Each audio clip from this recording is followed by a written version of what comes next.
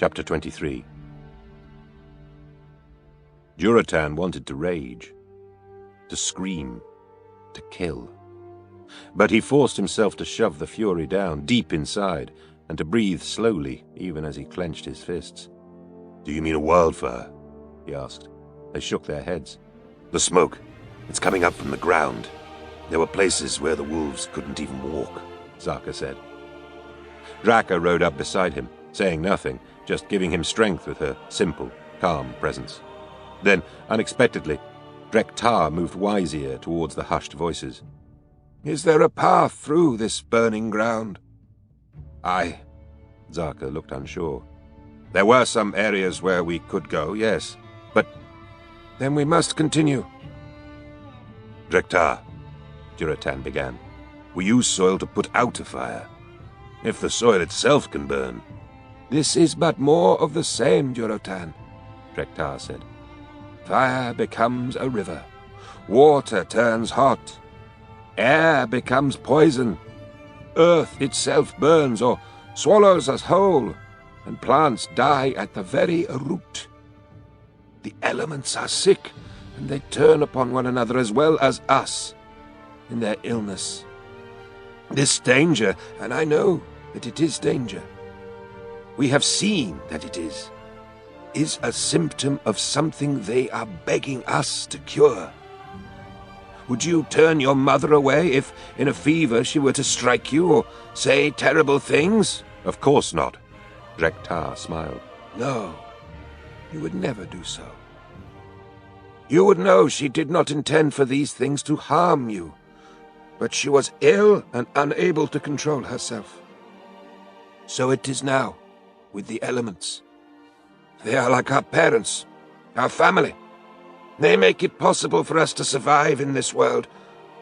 I understand now that the darker things become, the more imperative it is that we continue to press forward despite our fears, despite the dangers." Durotan looked back over the clan. He tried to see them not as he thought of them, but as they truly were, free from the gentling cloud of his love for them. They were painfully thin, bedraggled, filthy. Their clothing was poor and nearly worn out. Some had no boots and had merely wrapped scraps of fur around their feet. The children did not laugh and play, but lay unnaturally quiet on the wolves they rode. They could go no further, not without hope. No. He had kept holding out hope, both for himself and for his people. "We are frost wolves," he had told them. "We will endure." And they had. His heart swelled with pride in them. They had indeed endured, making new things to replace what was lost, creating songs, loving their children, learning to eat the poorest fare imaginable, and pronouncing it good. They deserved better. They deserved more than hope. They deserved everything that he had promised them. "Drek'tar is right," he said, his voice raw. "We must press on. For as long as time, the spirits have taken care of us, and like good children, when they are ill or weak, we must take care of them." He turned to look at Draka, Orgrim, and Gaia. "But as chieftain, I am also a father to my people. I must look after their needs as well. And so, Drek'tar and I will go to the seat of the spirits, alone. The rest of you will stay behind and protect the Frostwolf Clan." "No," Draka's response was swift and strong. "I swore to be by your side, Durotan, son of Garad, son of Durkosh.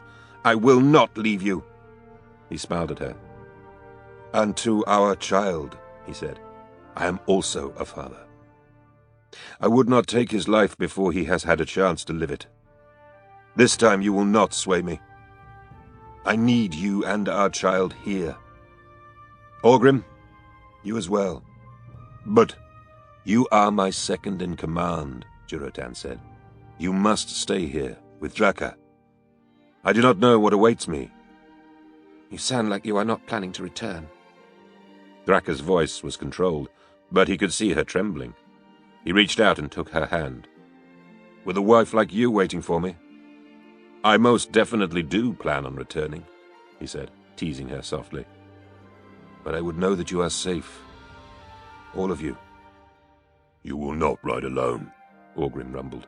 If you forbid me, then I demand that our finest warriors ride along with you in Drektar. And me, Gaia said. All heads turned to regard her. More white streaks had appeared in her hair over the last long months, and hardship had etched lines along her mouth and forehead he had not noticed until now. He recalled how the four of them, he, Gaia, Garad, and Orgrim, would ride as a unified front, to then veer off to chase down their targets. Those were good days. Sweet days.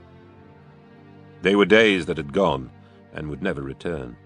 Wishing would not make the world right again. But maybe, just maybe, what he and Drektar were doing would. And all of a sudden he understood why Gaia wanted to come with them. She was a lawkeeper, in a world where law now meant nothing. She had made a lifetime practice of honoring the spirits, and seeing to it that others knew about them and honored them too. Drektar did this by sharing his visions. Gaia did so with words. Not with the original or new words of a first-sung Lochvadnod, but with ancient words, worn to perfection like supple leather. Yes, he said, surprising even himself. You should be part of this too, Mother. He saw her relax slightly, and wondered if she had objected to his quest, if he'd have been able to win that particular argument. He suspected not. And yes to your request too, Orgrim. It would not do for the possible saviours of the spirits to fall short of their goal by running afoul of an angry winter bear. It would take a little more than that, Draka said grudgingly. It would take a whole legion of bears to keep me from returning to you, Durotan said, and he was not teasing this time. He could not imagine an enemy so fierce that he could not slay it, if it would mean being with Draka and his child. She saw it in his eyes, and her face softened.